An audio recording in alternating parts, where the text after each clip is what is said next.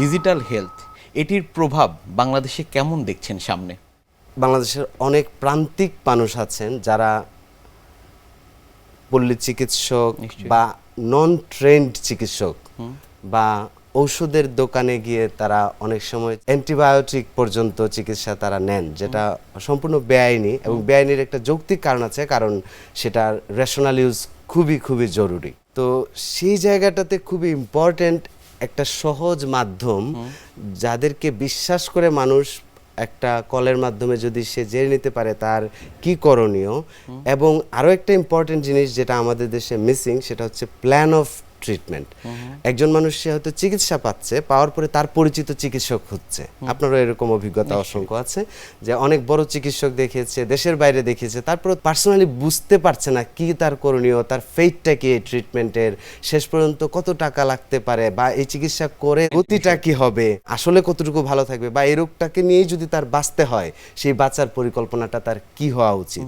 এই যে একজন মানুষের পার্সোনালাইজড একটা ট্রিটমেন্ট প্ল্যান, সেটা আমাদের খুব মিসিং।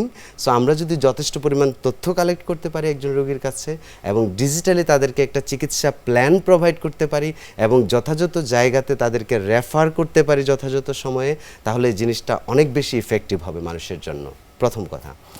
দ্বিতীয় যেটা জিনিস, সেটা হচ্ছে আমাদের প্রায় 1,20,00,000 মানুষ, অনেক সংখ্যাটা, আমাদের 18 কোটি মানুষ হলে প্রায় 1,20,00,000 মানুষ দেশের বাইরে বসবাস করেন। উন্নত বিশ্বে অনেক মানুষ আছেন, পাশাপাশি মিডল ইস্টের মতো দেশে উন্নত, বাট আমাদের পার্সপেক্টিভে যারা আমরা ওখানে কাজ করতে যাই তারা ঠিক উন্নত সুবিধাগুলো সেভাবে পাই না হয়তো। এই দুইটা জায়গা থেকে যদি চিন্তা করি, এইসব দূরত্বের কারণে, কাগজপত্রের সীমাবদ্ধতার কারণে, ইন্স্যুরেন্সের সমস্যার কারণে অথবা বৈধতার কারণে তারা অনেক সময় চিকিৎসা থেকে বঞ্চিত থাকেন, যদিও তারা তাদের পরিবার এবং দেশকে সামগ্রিকভাবে নানাভাবে সাপোর্ট দিয়ে যাচ্ছেন।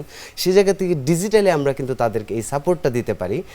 হ্যাঁ, যে ডেফিনেটলি দেয়ার আর লিগাল বাইন্ডিংস, লাইক ওইখানকার প্রেসক্রিপশনের ট্রিটমেন্ট আমরা এখান থেকে ডিজিটালি দিতে পারবো না, বাট আমরা জানি অনেকগুলো চিকিৎসা over the counter drug, prescription ছাড়াই যেসব ওষুধ ফার্মেসি থেকে কিনতে পাওয়া যায় লিগালি, সেই সব ওষুধ দিয়েই একটা লেভেল পর্যন্ত তাদের চিকিৎসা দেওয়া সম্ভব এবং পরবর্তীতে যেখানে তাদের রেফার করা সম্ভব সেখানে রেফার করা সম্ভব। এবং যারা উন্নত বিশ্বে থাকেন তাদের আমি অনেক পেশেন্ট পেয়েছি যারা হচ্ছে ভাষাগত সমস্যার কারণে, অনেক মানুষ বিশেষ করে গৃহিণীরা ইউরোপের বিভিন্ন দেশে, সব দেশের ভাষা তাদের হয়তো আয়ত্ত না, ইংলিশটা অনেকেরই আয়ত্ত, ল্যাঙ্গুয়েজ ব্যারিয়ার অনেক ইম্পর্টেন্ট বিষয়।